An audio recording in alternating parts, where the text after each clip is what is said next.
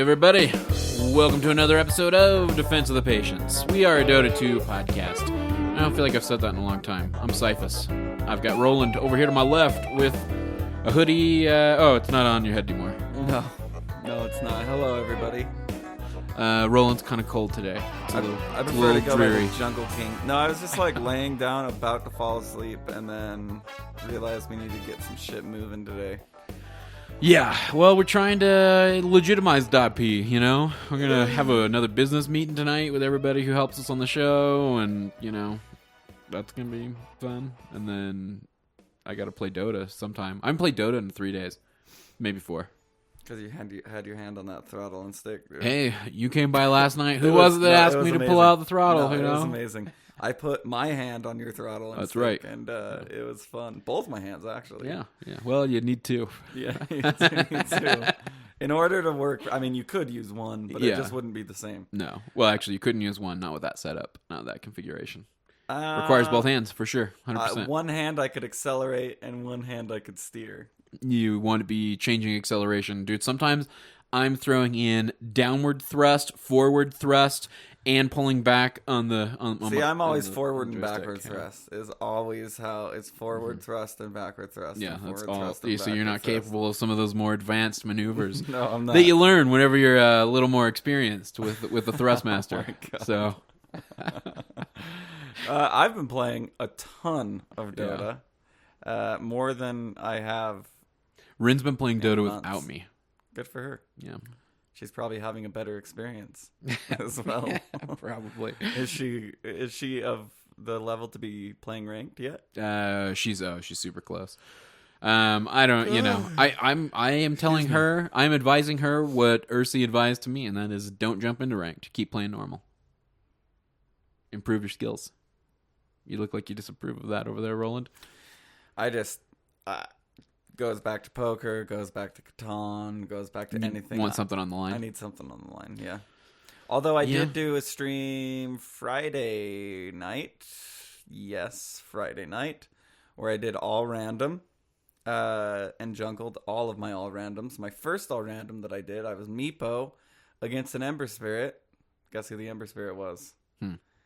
Your favorite player's favorite player, Dillanoid, on the other team. On the other team? No shit. And so I went up against Dillanoid, and I won. I did. I felt bad, but he's like, I've never played this fucking hero in my life. Wait, he was on Ember Spirit? He was on Ember Spirit, and I was on Meepo. Man. And I realized I'm not a good Meepo. Yeah, no shit. Excuse my yawns, I'm sorry. I'm not a good Meepo, but I was able to kill Dillanoid a couple of times, which was the goal, I guess. And then I tipped him at the end, and everyone's like, BM tip, because you can tip the enemy team. But no, I just tipped Dillanoid. Yeah, his team sucked. That was what happened. Did he recognize you? I mean, early on, like, did you make the connection early? Oh, even in loading when we couldn't talk to each other, like I was like, "What's up? We're playing against each other," and he's like, "Holy shit, that's hilarious." Dillanoid awesome. Green River is what his name is, but that was really fun. Had that game, and then played another game of some jungle, I don't know, and then Lina jungle came around, and I had never done it before. I thought, 2-mana dependent, doesn't have enough, too slow of attack, too slow of base attacks, too slow of base damage, and boy, was I wrong. Usually I hit around 3,200 gold if I'm like completely in the jungle on any given hero, anywhere from like 2,500 to 3,200 gold by 10 minutes. Lina, I'm hitting 4,200 gold by 10 minutes. Like, she is, like, as good as Venomancer jungle. She's insane. And so, my first game, Gucci said too easy for roll teasy. Oh, God. It was a double Divine Rapier. I had my Bloodstone at 14 minutes and 30 seconds. I had... it was insane. I had double Divine, Bloodstone, fucking everything you could want on Lina. And I got commended. I got 5 commends that game. I'm currently sitting at like 13 commends. And no reports. So, and this is just from jungling every single hero I play. Oh God! So I've taken Lina jungle into the ranked. One game I lost today that you saw. Yeah. Your team didn't have a legit carry. We literally didn't. We had Centaur. You were the hardest carry on the team. And we still almost won against the level 25 anti-mage, but Necrophos decided to teleport top alone, and we're like, what are you doing? Hurry, come back. No, anti-mage is going to kill you. And then anti-mage killed him. And he's like, you fucking noobs, report team. And it was like, no, report you, dude. Or don't report anybody. Just no, man, I caught the last, 25 minutes of that game, and I feel like where you guys fucked up was... it wasn't you guys. I wanted to push an end. But you made the call initially, too. You were like, go for the go for next racks, or rotate bot whenever you push the mid racks. We couldn't take racks because I don't know. They twos. had... We could... It was either end or back. You guys should have pushed forward. You should have gotten more out of it, but they were all... I'm not going to stay there and die, especially when I have a Bloodstone. If my team backs, I have to. Even though I had, a Bloodstone with 18 charges or whatever at that point, I can't take their whole team. Yeah. And Laguna Blade, as low as the cooldown is, I can only use it once. That was why you guys were still ahead of that AM, which was not where he wanted to be. And then we started talking, and I started dying more because I was paying less attention to the game and paying more attention to what was happening outside. But yeah. Well, and I think that game was a great example of one of the legitimate issues within a pub, and that is people getting overconfident whenever they do have a lead and starting to overestimate their abilities and not realizing how much of what they've managed to achieve is because the team was with them. And I don't even mean you specifically, but watching that Necro just fucking port to the top lane, and that Centaur port to the fucking bottom lane, and they were all out by themselves. And then, on several instances, and you were usually, camera centered on you, but I would look at that mini map and I would see 3 dudes that were very clearly in vision to the Necro or to the Centaur, and still see them push forward to engage. They had to have known, if your camera was centered on them, they had to have known that there were 3 people up there, and they were going towards it. They were looking for the fight. I was like, come on, guys. The only way is grouping. The only way is grouping. You had a super early lineup. The only way is grouping. The only way is grouping. But you had too much success early on, and instead of realizing, oh, this is the reason we're having success early on is because this is when we're supposed to have success and win. It was, oh, well, we've got this game in the bag. I can go anywhere I want and kill anybody I come into contact with. And Centaur that's not had true. A heart and a radiance and everything, and a crimson guard and everything you could fucking ever want. Good for him. Good for you. Necrophos had a Dagon 5 and an Aghanims and Greaves and everything he could ever want. And good for him. And I had everything I could ever want. And good for me. But if we're limbo lining in one at a time, it doesn't fucking matter. Yeah, we could have handled it. If I would have Laguna'd. So if he would have started the Reaper's Scythe on Anti-Mage, and then I Laguna Anti-Mage, and then he Dagon's Anti-Mage, Anti-Mage would have been dead with no possibility of buyback, and we could have won. Because Anti-Mage was their sole core. They only had one core as well. True. And that's what I kept telling this Necro. I was like, yo, dude, just Reaper Scythe him when we're 5-man. We'll put all the damage on him, and by the time that thing comes down, funny he'll is die. You guys had... The reason you guys did so well against that AM is, yes, because he was, A, the only core, but also, B, you had so much fucking lockdown. You had Pudge ult. I went Ag, so I was doing pure damage to him instead of magic damage. You had the Centaur stun. You had Pudge ult, Centaur stun, Lina stun, and Reaper Scythe. You had 4 ways to lock down, and it didn't really matter, honestly, who initiated on that AM, so long as the follow-up was there, The Reaper Scythe needed to be the initial, so he couldn't blink out, because, I stun him with Light Strike. Well, but what Pudge ult would have worked just as well, right? Pudge ult would have worked fine, but it needed to end in a Reaper Scythe, so that dude couldn't buy back, and so that we could just win the game, and I was just like... I wasn't even raging. I wasn't even like, you fucking idiots. I called Necro a dum-dum because he was a dum-dum. But, because I was like, as he was TPing, I was like, cancel. No, don't. What are you doing? Walk back now. Walk back. And he just unresponsive until he dies. And then, noob team, report my team. And it was like, let's take a little responsibility. Yeah. I mean, I'm not saying I'm doing the best. I was like 10-3. I was doing pretty well. Those are the most painful moments, and so much of it. And I'm with you. Like I feel like in Dota games, we talked about it like a little bit last week, like owning your own mistakes. But people get really pissed whenever theirs is the last mistake, like theirs is the final mistake nail in the mistake coffin that cost you the game. Mm-hmm.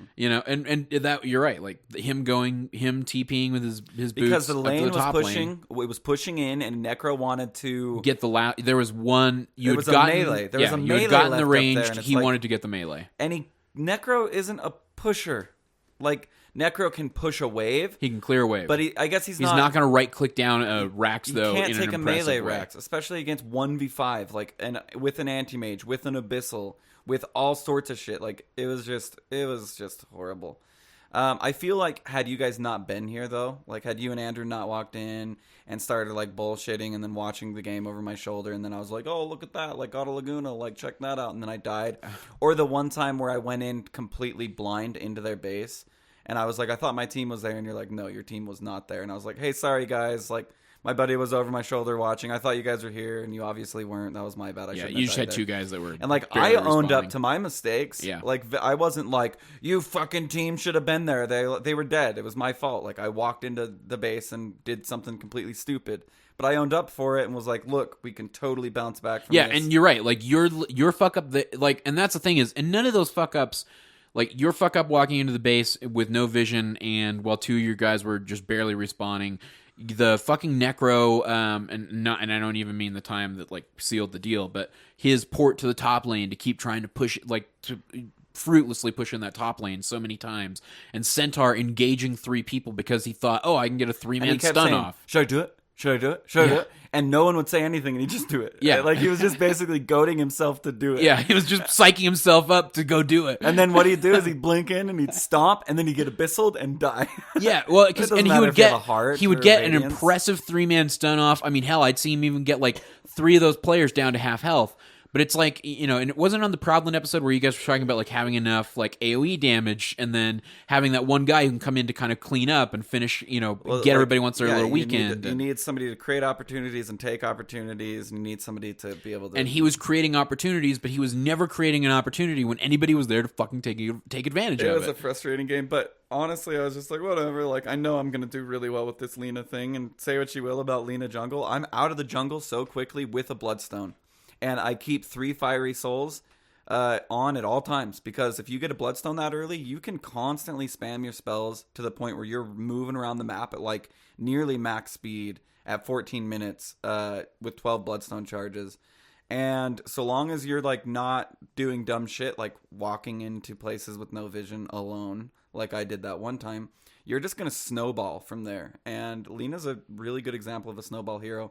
Honestly, I don't care if they have raindrops, because in 12 seconds I can take 4 charges of raindrops off. So in 12 seconds I can get rid of 4 rain charge drops with 4 volleys of spells. So like even raindrops, like in a mid matchup, if I were mid Lina, totally be crippled by raindrops. But in this case, going Bloodstone right off the bat, I'm not crippled by it at all. It doesn't really affect me. Like, I'll just blow through all your raindrop charges, and I'll continue on. People buy raindrops against it all the time. Doesn't really matter. It mitigates a lot of damage, but okay, I don't kill you, but I got rid of your raindrops, and next time I see you, chances are you're probably not going to buy more, and even if you do, I'll just blast through them in one fight.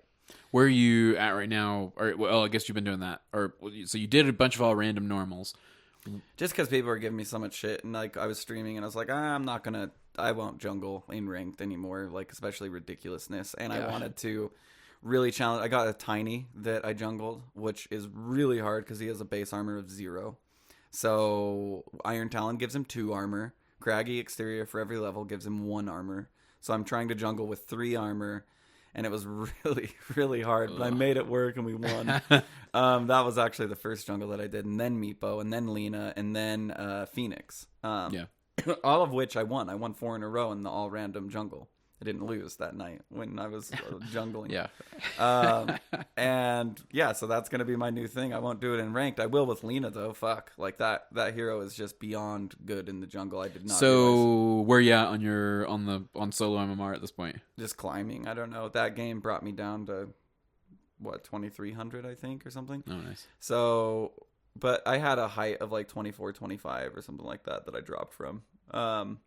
And it's because I started doing silly shit. And that's why I realized that night, Friday night, that it was like, I'm going to do silly shit and I'm going to lose MMR. So I'm just going to go into normal. I'm going to do all random. I'll wait 7 minutes if I have to find a match. And don't you find like 2 minutes in? This, yeah, 2 minutes. 2 minutes into the game, I'm committed. It's as serious of a game as your ranked match was. It's not as serious because if like I'm losing, I'm not like, you can still kind of console yourself by like, oh, okay, it's just a normal. It's just a normal. And like, so I definitely, but isn't that kind of nice? Like on Tiny, I did silly ass shit. Like I started with Vlad's first. You know what I mean? I went Vlad's on Tiny, and then I went like silly shit on Tiny.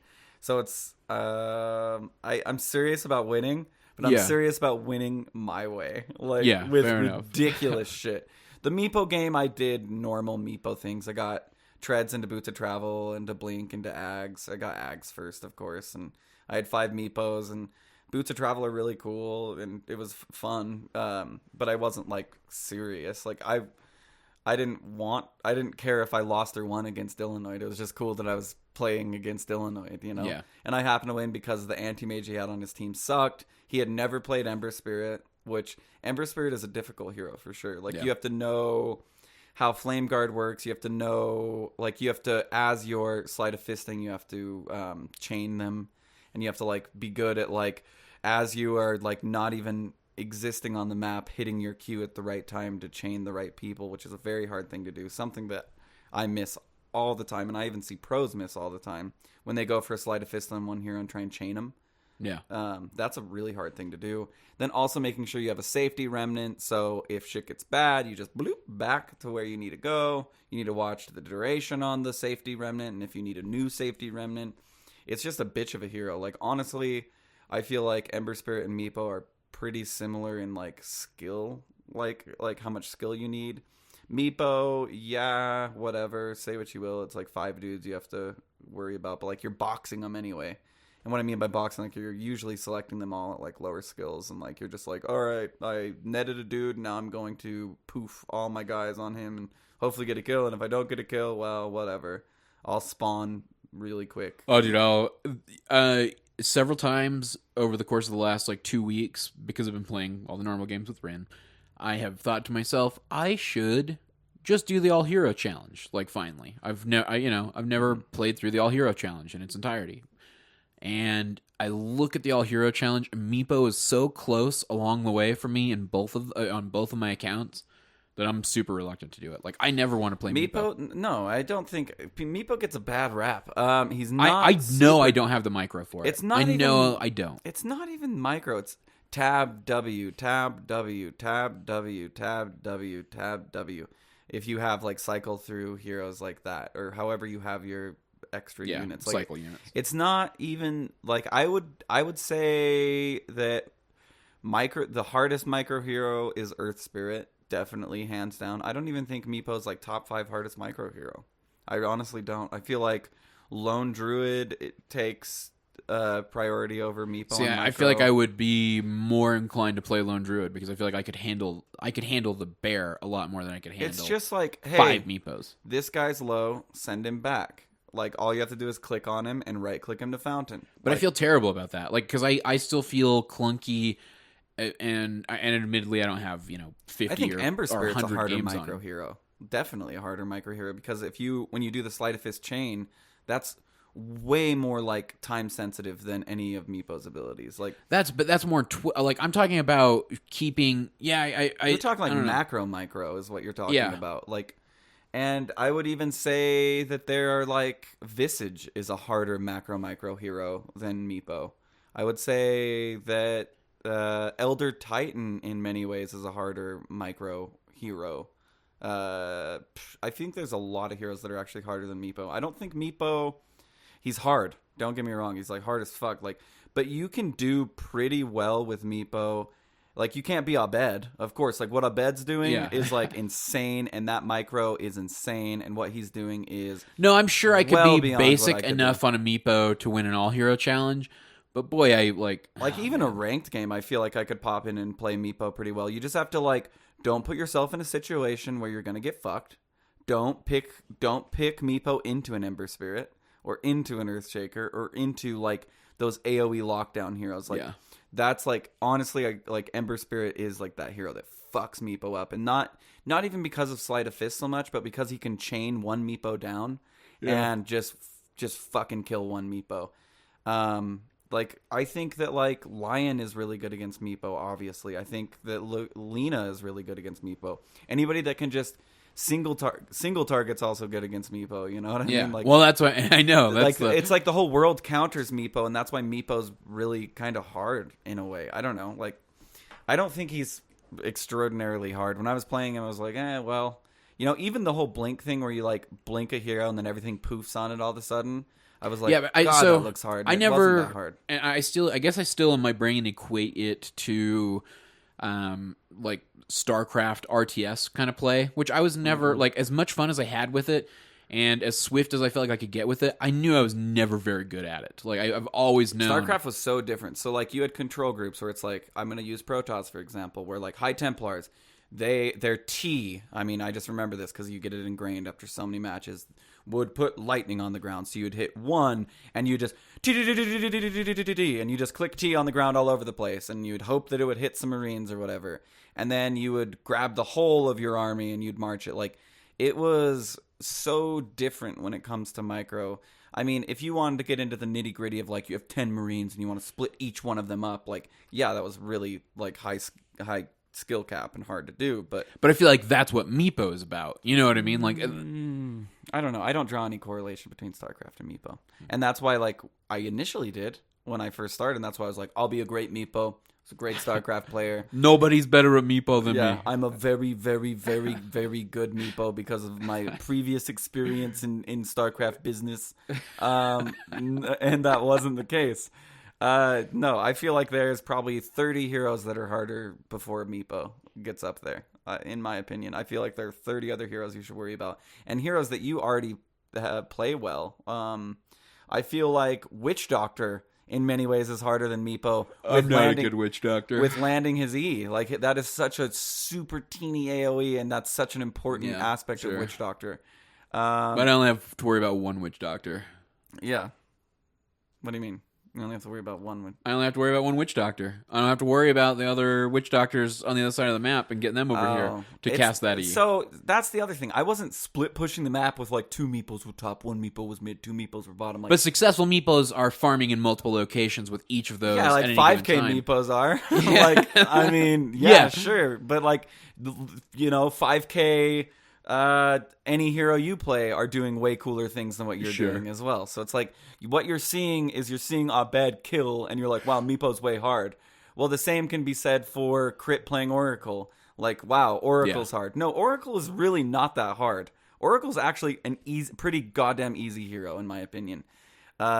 You can make some dude magic resistant and heal him. You can purge some dude. You can save some dude's life with your ult. Like, it's not like people were like, we don't even understand Oracle. I don't even think that was a valid, like, he's not even hard to understand.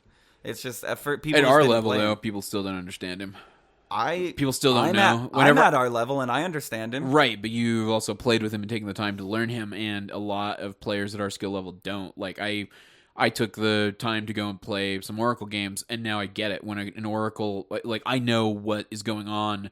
I know what's happening to me when an Oracle casts shit on me. You know what I mean? And people still to this day, like, it feels like a fucking mystery to them what's going on, or why all of a sudden they can't attack. What did Oracle cast on me? I can't right click. Like, they don't know what the fuck is going on, or run whenever I've thrown Fortune's End on them. Like, yeah, no, I don't know. I've been loving playing Oracle with Dig and just maxing my E and just killing people because with his nuke. And you're like, no, you're healing them if you don't kill them. Well, it comes off cooldown in 3 seconds, so I can hit him again, and then hit him again, and hit him again, and hit him again, and hit him again until finally they die. I've been playing a lot of like aggro Oracle, which is fun. Yeah, no, I think like you can't judge a hero based on how a pro plays it. Like I've seen Arteezy disassemble his Helm of Dominator to reassemble it to re-dominate a new creep. Like that's a Drow Ranger thing, like, and that he's doing on Drow Ranger, or the way he gusts on Drow Ranger.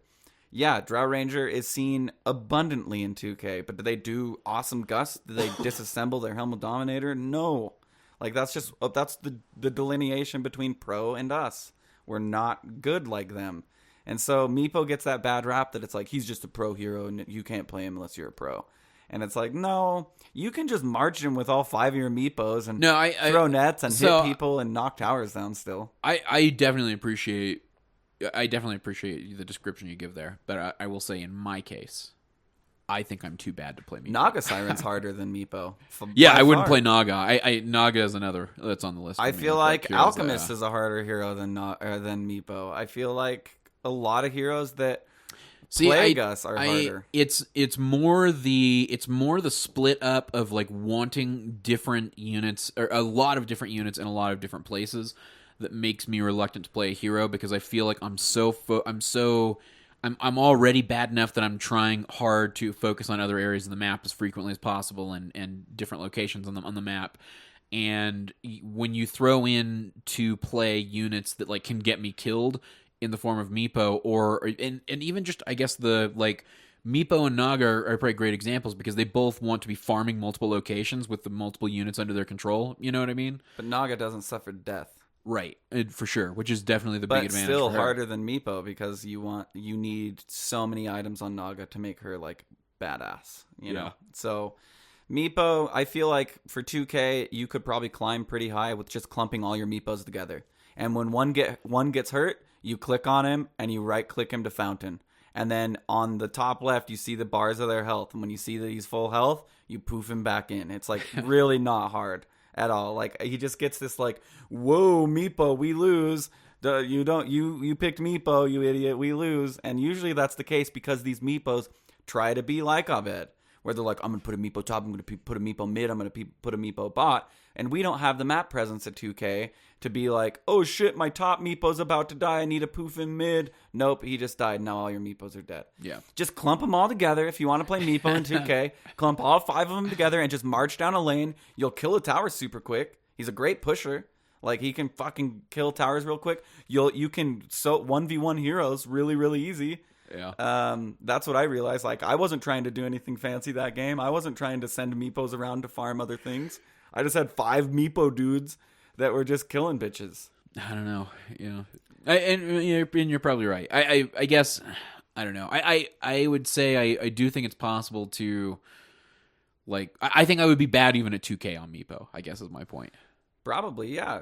I mean, you probably play like a 1K Meepo because you've never played him right. before. I don't want to play like a 1K But it's Meepo. like, I don't know, if you just, I guess you've never probably played Tiny. You'd probably be a 1K Tiny if you started I've played Tiny. Tiny in bot matches. Tiny is still difficult to land the double avache. Yeah, to land for all sure. that, like, all that shit. Yeah, like super that timing hard. is beyond me. To throw somebody correctly. I still feel like I still feel way more confident that I could put 10 games on Tiny and get it. I think you could put 10 games on Meepo and get it. I feel like Storm Spirit is another hero that in many ways is hard, very like harder than Meepo in many ways to execute Storm correctly. Like, I saw this really cool Reddit article of this guy. He does one of those long zips like I tend to do, but he starts a TP in the middle of it, and he hits the dude, kills the dude, and then the TP pops and he goes back home. And it was like the coolest thing in the world. And like Storm Spirit, like it's Meepo execution. What changed? What makes us different from pros? Well, I think Proud put it best. They know when to back and they know how to farm better. Look at Abed, like that. He's farming everything at once as Meepo. That's what makes him a pro. Yeah, and that's why Meepo has this stigma of being so hard. I feel like the one hero that is truly just really, really fucking hard is Earth Spirit. I feel like he is maybe the only exception to heroes that are just really, really, really, really hard to play and execute well with. Because you gotta like kick soccer balls, dude, and you gotta anticipate movement thousands of units away from you. You've gotta like know when to roll away. You've gotta know when to Earth Spirit is one of those heroes that if I randomed, I'd be like, ah, shit. Like, fuck. I know I'm not going to do well. Yeah. And I've tried, and I've gone into bot matches and done his combos and stuff, and it's like, wow, this is easy. Yeah, put that into practice when people are fucking with you. It's not nearly as easy as you think. So, yeah, I mean, props to Jerax for like still like being a pro Earth Spirit player. Like that is some skill and dedication. Yeah. Anyway, yeah, no, all random's been a blast. I've also been doing solo ranked, getting wrecked by Morphling a lot. Don't know what to do there. Oh, and Wraith King. I had a love. Yeah, you were telling me about that. You had that Wraith King run. What even sparked that? 9 in a row on Wraith King. Getting beat by a Wraith King is what sparked that. Getting beat by a Wraith King where it was just like there was nothing we could do. Yeah. And it was one of those games where I was like, I'm doing well. What the fuck? And this Wraith King is just wrecking us, and he always has reincarnates. Bullshit. He always has reincarnates. Bullshit. It's bullshit. It's bullshit. It's bullshit. And so I played him the next game and won, and played him and won, and played him and won, and ended up going 9 in a row. You're probably banning out AM. Well, AM already gets banned. It's weird.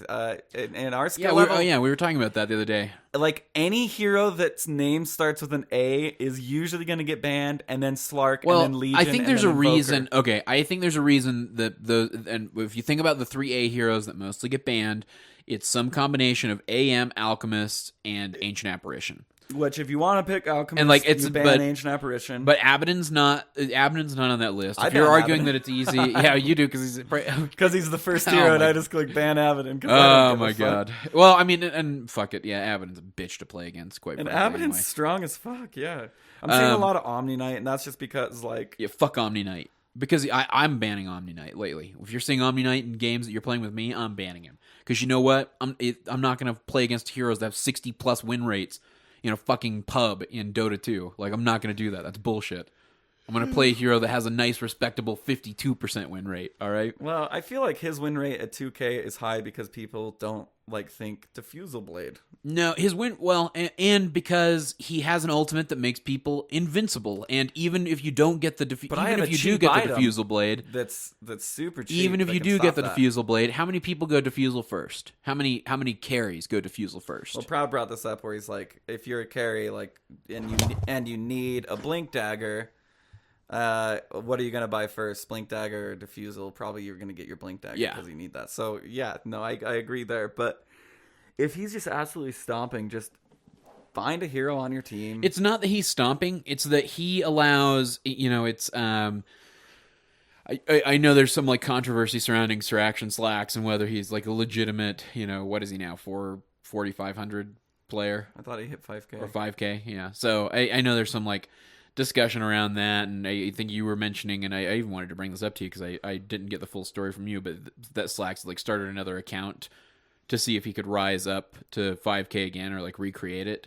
Yeah, this was some Reddit article I read, and I don't even know. Yeah, struggling whether that's true or not, I'm not sure. But I always think back to that first video I ever saw of Sir Action Slacks before I even knew that Slacks was Slacks. I think it was our buddy 3Flow, who showed me the first Slacks video I ever saw.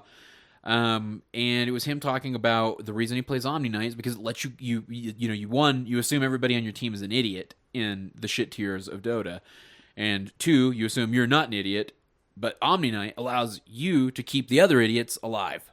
And Proud said the same thing. He's like, Omni Knight's good because you can keep idiots alive. And that's it. It really is, at the end of the day, that's you can block magic damage with your W. You can heal any kind of damage with your Q. You can block physical damage with your ultimate. And all the while, just your sheer existence results in that degen aura. Slowing, yeah. He's a great fucking hero to have on your team. That's why. I mean, I guess I haven't sunk low enough to start picking him. I am so bored with him. I don't like keeping idiots alive. I'd rather just be an idiot and die. He's the go-to support for me when I'm either playing a normal game with Rin and she really wants to play carry because she's sick of supporting, or when I am forced into playing support in a ranked match. I'll pick up Omni Knight because why not? Why not block all the incoming physical damage from... There's still skill there. I was watching a game that Proud was playing with Drow Ranger. He was playing Drow Ranger and this other guy who's an awesome Omni Knight. And Proud, the Drow, gets Omni slashed by Juggernaut. and this Omni Knight isn't healing him. I'm like, what the fuck? This Omni Knight blows. And he waits and waits and waits as Proud is getting Omni Slash and about to die. Hits his ult. So when Juggernaut comes out, he has to spin. He hits his ult and then repels after his ult, repels Proud's Drow, and Proud just shoots him down. And it was like he didn't even use a heal. It was the coolest thing in the world. Like, I was like, oh my god, you're just gonna let Drow die like this? Like, heal him. And I think it's because the Omni Knight was like, he was a 5k Omni Knight, and was like, all right, I don't have enough mana to heal and repel, or I don't have enough mana to heal an ult, or I don't have enough mana. I have 2 spells that I can use, and what are going to be the best? Well, I know when he comes out of his Omni Slash, he's going to start spinning. If I throw my ult on. Yeah, so I throw my ult on during the Omni Slash. So as Proud is getting Omni Slash, shing, shing, shing, shing, shing, he throws the ult on, and Omni Slash is physical damage. So he continues and doesn't do anything. And then right out of the Omni Slash, he starts spinning, and then Repel goes on Proud. And Proud is literally just standing still the entire time. Yeah, he's negated knowing the order that the damage was coming in, Omni is capable of negating all that damage. And it was really cool. From ever happening. Like, you don't even need to heal. But it looked like a disaster at first. And it was just like, oh my god, you're going to let Drow die? That's so dumb. Like, you're right here. You have enough mana to heal him. Just heal him. But honestly, the heal wouldn't have been enough. The heal would have just healed a couple of hits from the Omni Slash, and then the spin would have come out and Proud would have died. Whereas doing ult, which protected both Omni and Proud in case there was a weird bounce from the Omni Slash, it saved them both from that. So he was getting double the efficacy from it. And then just one repel, bloop, and Proud was just like bloop, bloop, bloop, bloop, bloop, bloop. And then Juggernaut died. And it was like, what the fuck? Yeah. Like, and it was a beautiful play. So Omni Knight, I feel like there's still skill there. Why he has an above whatever rate at our skill level is because people don't build BKBs enough. And Omni Knight provides a BKB like constantly. Yeah, which is another, and like I think it was Ursi was saying on the last Wednesday show where we were going over the last patch, that, quote unquote nerf to Omni was only a nerf to bad Omnis. It was a buff to good Omnis. Well, not necessarily a buff. Oh, yeah. Reducing that cast point? Oh, reducing the cast point of the heal, sure. No, the cast point of repel. And of the heal. The heal went from 0.5 to 0.25. It cut it in half, the cast point of the heal. And I don't think it... Did it? I don't know that the 680 did that. I'm pretty sure that's what... I don't think there was any cast point reduction on repel, but I very well could know be wrong. for a fact there was. But I'll pull it up as well. Yeah, I was just going to check his win rate too. But I mean... that's probably a little more pertinent to our discussion. Yeah, I'm glad you got your nap in before. It wasn't. No, I'm going to nap after this. I okay. didn't get my nap in properly. I don't know. Omni Knight doesn't scare me as much as Sven. Yeah, repel cast point improved from 0.5 to 0.35.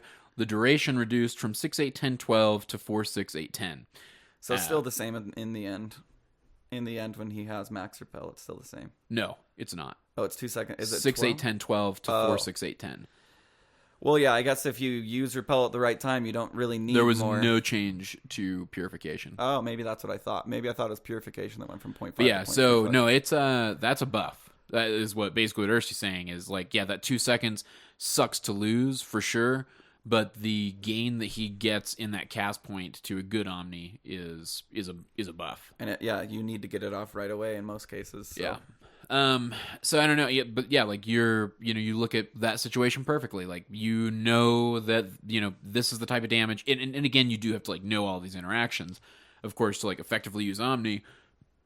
But I mean, knowing that you can basically block every type of fucking damage that is possible with Omni and mitigate and heal that damage later on, that's pretty disturbing. 61.59% at less than 2K on Omni Knight, 61.99% 2K to 3K, 61.38% 3K to 4K, 60.34 4 to 5, and at 5K plus 60.29.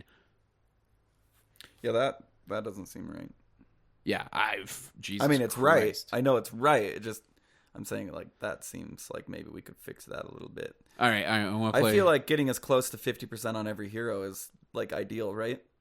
Every hero being as close to 50% I think win rate. An ideal balance would be every hero right at 50. Yeah, well, like the perfect balance would be every hero is a 50-50 win rate, right? So for our skill range, right, 2K to 3K, he's at his highest. That's where we're at. Yeah, he is at his highest.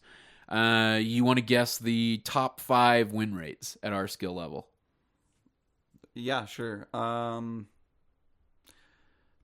already got Omni Knight. So Omni Knight, Drow Ranger, Sven. Nope. Neither Drow Ranger nor Sven? Nope. Okay, so Omni Knight. Okay, Pudge. Nope. Really? Yeah. Let me keep going. Let me keep going for a few more. Yeah, one more. Can I have like 2 more? Okay, yeah.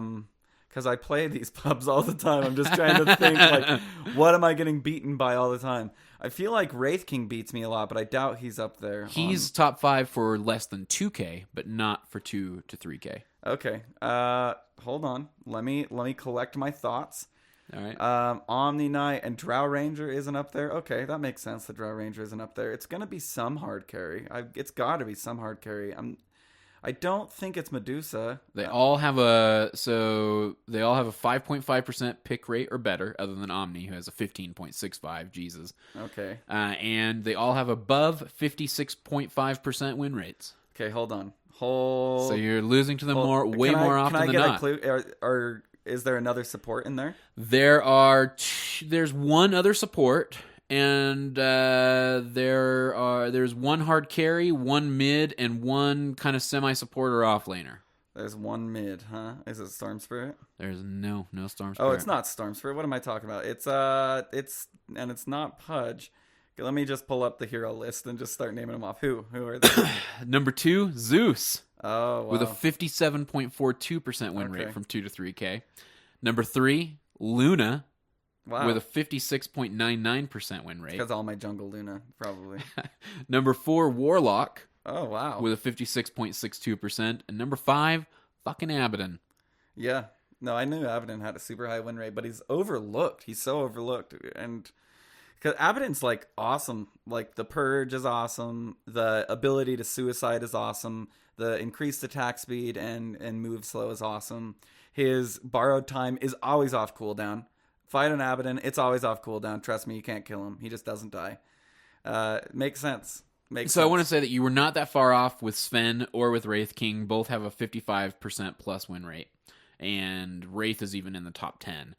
Drow also in there with a 55.9% win rate. So, I mean, you're not that far off on like what's actually up there. Like you're talking about a 1% difference between them and the Luna. You know what I mean? Luna makes sense because people, so often do I see people like, I'm going to fight Luna 1v1 right here, right now. There's nothing around.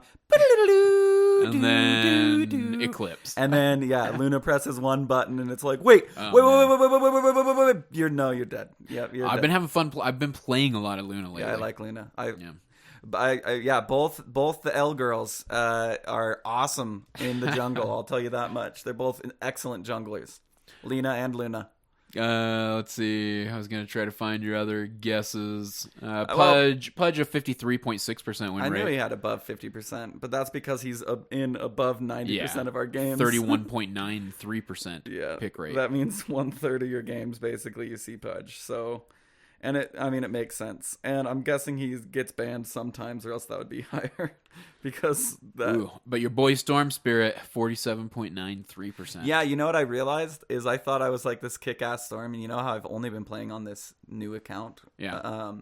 So that was my first Lina game that I had with the double Divine Rapier, because I was like, yeah, this is probably below average for me, is what I was telling everybody, because it was just like this killer game that I was having, and it was right on average. So I set my average for Lina at like 700 GPM or something like that. And so now every Lina game that I have, no matter how well I do, is just going to be compared to that game, which sucks. It's all going to be below average. And yeah, so I don't know. So the hero, Storm Spirit, that's what I was getting to. So I thought I was this kick-ass Storm Spirit. I'm like 13 and 22 with Storm Spirit. on my new account. On your new account? Yeah. Ew. Like, I am like, he's one of my lowest win rates. Well, but you were playing him a shitload on your like your old account, and it's a higher win rate on my old account. For sure. Well, and where it was a like I've only lost MMR with Storm Spirit is what I'm getting at, though. Is that like, even though I feel like if you were to ask me like, what's your best mid? It's like Storm Spirit, hands down. I win every game I play with him. And it's like, no, you win like 30% of the time when you play with Storm Spirit. Like, he's like a 30% win rate or like 33%. You have a 60.68% win rate with him. That's the old account, yeah. But that was back when Storm over Spirit 117 games too. Yeah, but that was when he was good, right? Yeah. That was when he was really for sure. Good. I mean, he was a badass back in the day. He was a badass, and it's funny how, I mean, the changes were not slight. Like, they were pretty drastic, and they needed to be with Storm. I still think Storm Spirit's a good hero. My problem is, and Proud always says this, is he's like, dude, you just go all in with that hero. It's like, you're just like, if you want to compare it to poker, dude, it's like you got deuce 7. You're just shoving all in every single time whenever you have chips, and chips is mana for Storm Spirit, right? And so it's like, it doesn't matter what hand I have, I'm going all in. And it makes sense why I have a really low win rate with Storm Spirit now. Jesus. I don't know. So let's see. What you talk more about Storm Spirit for like 5 more seconds. Oh boy, you love Storm Spirit, because you know what I have to do before we leave today. What? We got to read the reviews that we've been promising that we were going to talk about forever. All right. Storm Spirit is good still. Yeah, boy, you love Storm Spirit. I don't really love him. Yeah. You don't think he's your best mid? Well, who do you think your best mid is then? Who? Nobody. Maybe. I don't fucking know. No one. Juggernaut. I don't know. No, there's got to be somebody you think is your best mid. Medusa. Medusa's my best mid. Medusa. Mm-hmm. All right. Medusa's my best mid for sure. I feel like, yeah. Definitely Medusa. Okay, I got it pulled up. You can stop talking about your mid. So we've been trying to read reviews. We've been meaning to get to our latest ones and get to those from the other countries. So I promised that we were going to do Europe we were going to do England and Canada this week, because those are the two that we have some of the most reviews from. But we also have a review from. Let me double check here, make sure I'm on the right track. From another country that's in one of the first 4 listed. And I'm gonna make you guess which one you think it might be. What country we have a lot of reviews from? That we have a single review from. So I'm gonna give you 4 options, and you get to tell me which country you think we have a review from. Okay. Albania. Okay. Austria. Okay. Belarus. Belgium. It's Belarus, and I think it's Belarus. Yeah. Oh, okay. Excuse me. See, ugly American here. Belgium, and I'll give you Bulgaria. Are the 5? You have 5 options. Say Belgium is where we have a review, because that's close to Sweden. It's close to Denmark. Yeah. This is one of my favorite, and you are correct. This is one of my favorite reviews that we have a lot. I just played with Kruger. He's a Dane, and he's badass. I like Kruger a lot. So, and this is from all the way back in December of 2014 when we first got going. Shit. Okay. And he says, "I'm just loving this" by SSG Dark. Okay. This is amazing to listen to. It's recorded in high-quality sound, and the great American voices, language that is getting used is just beautiful. This is amazing to listen to before you go to sleep or when you wake up. It is so chill and peaceful to listen. Great to listen to these shows. Thank you, guys. This helped me a lot when I get angry, etc. Followed. Thank you. Yeah. Sorry for being 2 years late, but yeah. Well, and how loud. I was thinking about you like to make fun of me because we were doing we sounded like NPR on our first few episodes of Defense of the Patient. December of 2014 we probably had 40 episodes out or so. Maybe. No, I remember because December of 2014 is when we did. He called me Cindy Lou Who on the Christmas episode. Oh, okay. Wazoo did, and he left at episode 20, and we had about 40 episodes by then. The Christmas episode, the Super Bowl episode was episode 41. Wow. So, okay. So it was actually about 35 or something like that episodes by that back point. when we still numbered them. Yeah. before I gave up on that. All right, so what country we going Okay, so we're going to go to Canada because you know what, you Canadians, you guys are all super good to us. That's where folks like Dillanoid come from, you know. Captain Silver Fox. The baby Kairai. I think they have different rules on how old you can be when you play on a computer in Canada because I don't think in America they allow a 13-year-old to be 4K, but yeah. So speaking of Captain Silver Fox, William Stanley is the first review we ever got from Canada in October of 2014. Whoa, really? Yeah, the best Dota 2 podcast for the masses. I look forward to each and every episode of .p. They have brightened many adult commute as I jones for Dota. The production values are second to none, and I appreciate a podcast dedicated to the journey from novice to not noob. If you want to laugh with a group of fellow scrubs, this is the place to go. I highly recommend. Also, they have started a guild that is a great place to hang in game. Sign up, Captain Silver Fox. Cool. When was that? 2014? 2014. October 2014. So we had like 20 episodes out by that point, maybe. Wow. So we got Best Dota 2 content on iTunes by Nathan Ward.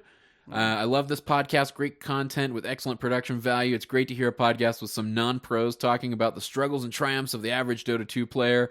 The guys have some fun strategies and insightful thoughts on the many aspects of the game. Commend them, please. That's November of 2014. I've been commended like 12 times. This guy's really gotten out there. So we have one more from 2014. This comes from the Fridge Master. You remember the Fridge Master? Fridge Master. It was always T-E-H. Yeah. So it was standard deviant stats. His name's like Arnold. He says, most likely the greatest Dota 2 podcast out there. I believe this is the perfect demonstration of a podcast that can be both educative and entertaining even without the flawless knowledge on the subject. The content is a bit overwhelming at first to new players, but the hosts make it easy to understand. The guests are colorful, refreshing, and interesting. The introductions are diversified and catchy, though they don't come up until a few episodes in and then disappear altogether for a while. The hosts are always open to listener feedback, as well as playing games with them when they're not too busy. Overall, it's definitely worth listening to on the job, during the morning, or even when relaxing in front of your computer, though you might end up being mad at Roland because he doesn't buy boots on Nature's Prophet and still has no matches won as sniper. And these are all from 2014, wow. which makes me feel terrible. Still goes on. Well, and what's sad is that we're not much better than we were then. No. It's like, thank God we were such noobs back then. Now I'm 5K with sniper. Oh man. No. So I don't know. Maybe we shouldn't read. Maybe we have to skip England. There are three more from Canada. Okay. So much great content. Tree Sauce 21. Well, guys, how do I start? Your network. This is from 2016. Your cool. Network of shows has such a vast amount of awesome and relevant content that you couldn't even fit it all into a massive mega content burrito. You'd have to eat that metaphorical burrito with a fork and knife, or a spoon if you're that guy, because of all the great content that spills over. Anyways, I love Rolando and Cyphus duo. It's always hilarious, no matter the tangent. Wazoo's dad jokes and try-hardness. Rest in peace, Mr. Blue. A .pro show with Woodshrew and KBBQ that's actually relevant. So rich and very informative. And lastly, the Thursday show with Ursinity and Proud, which is also just a great time, especially when talking about team dynamics. Proud has grown on me as a listener. I like you, nobody. I guess I don't get it. Yeah. Great show, guys. Proud still has not grown on me, but let's keep going. It keeps me going through the workday and keeps me smiling and thinking about the game we all love, which is Dota 2. Thanks, guys, and keep delivering. Sauce is who that is. Oh, yeah. I didn't know he was Canadian. And then this one is simply titled Proudland by Dejan Jurek. I've listened to your show for a long time, and though always enjoyable, I found Proudland to be the best Dota 2 segment I have ever heard. It's by far the most informed episode regarding Dota, and in a way, that helps low to high MMR players fill in the gaps. Really well explained and thorough. I also didn't like Proud at all prior to this. He always had statements powdered with cursing. I got tired of it after a while. However, in this series, he actually explains his points, and I can't believe how enjoyable it was. Totally changed my opinion of him. Great job to all of you, as I'm a longtime listener, but especially for the Roland Proud combo for the latest. It made me write this review. Well done. And then finally, from an old OG.p guy, Chaos Yukon, best Dota 2 podcast around. Defense of the Patience is more than just a gaming podcast. It is a community and an ethos. A friendly, positive approach to the often hostile, intimidating thing that is Dota 2. This show is one of the very first podcasts that I started listening to several years ago, and it remains that way today. Oh man, Chaos, this is a long one. I should have hit the more button beforehand. In the early days, I always loved Roland's musical parodies, and I'm very glad that they've made their triumphant return. We can only hope that the same is true for the beloved Easy Marchese. The rapport between Cyphus and Roland is a pleasure to listen to. Chatting and bickering in the only way that longtime friends can.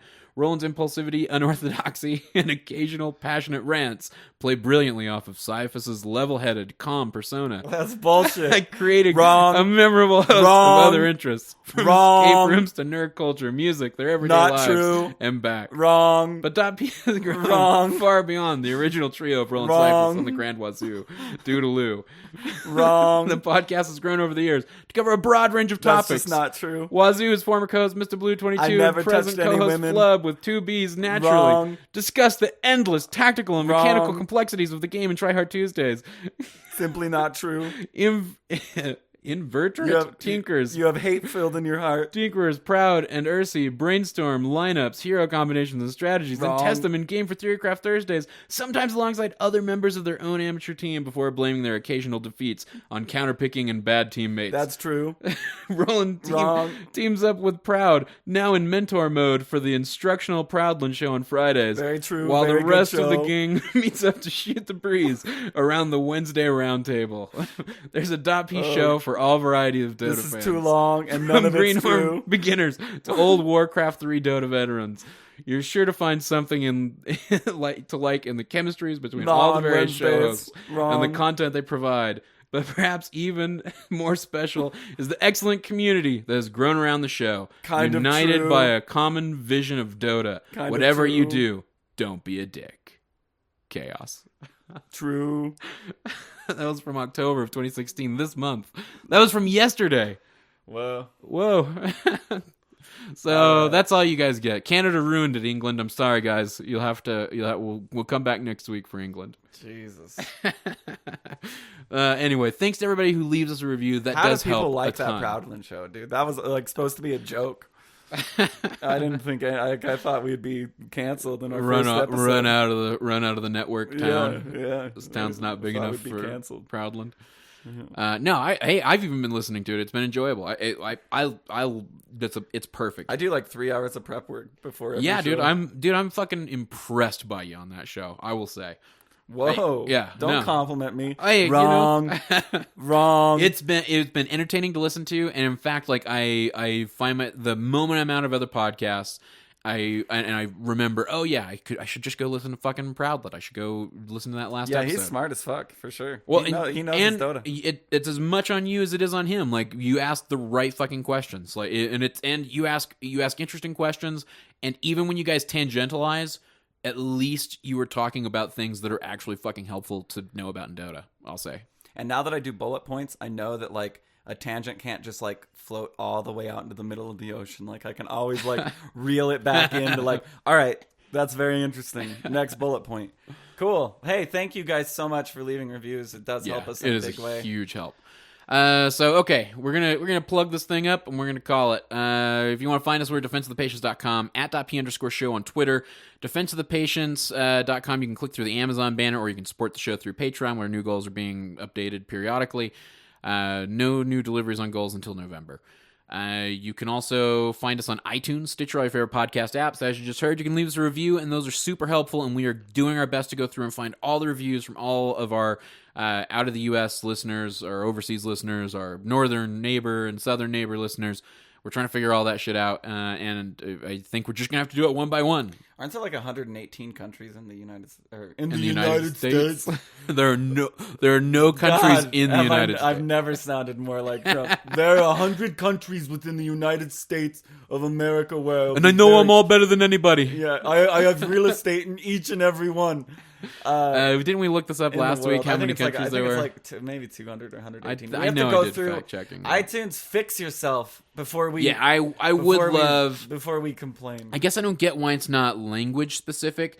And it kind of makes sense because you know, maybe Americans like our show, but you know, Brits don't, and so they don't, you know. Oh yeah, they're like, wow, this is only American culture, if whatever that is, and English culture wouldn't appreciate this, so we don't want to have their feed have, no. But I mean, you know, maybe that's why they try to regionalize it. And who the fuck knows? But the reviews do help, and honestly, it sounds like they help even more in your specific country. If you want to get other people in the local area to listen to .p, hey, leave us a review. That's a huge help, and a way you can do it without contributing anything financially, and we'll continue to provide free content because that's our goal. Where you can contribute financially is patreon.com/defense of the patients. And the Amazon banner, well, except in the UK, they can't do that.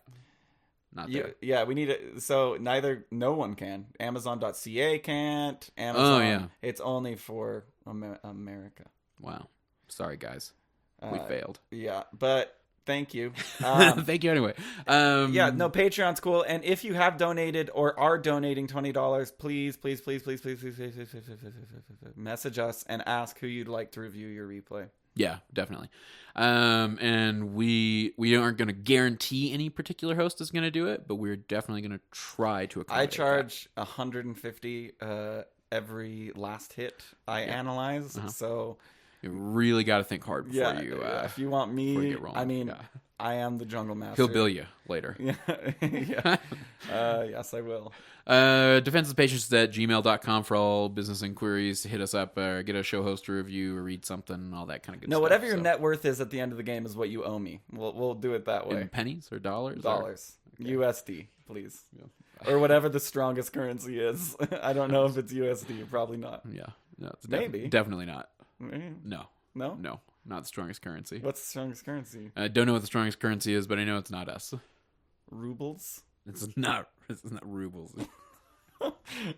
Rupees is what I think we I think there's such thing as a ruble. Oh, ruble. Maybe I'm thinking rupees is fucking. Yeah, that's Zelda.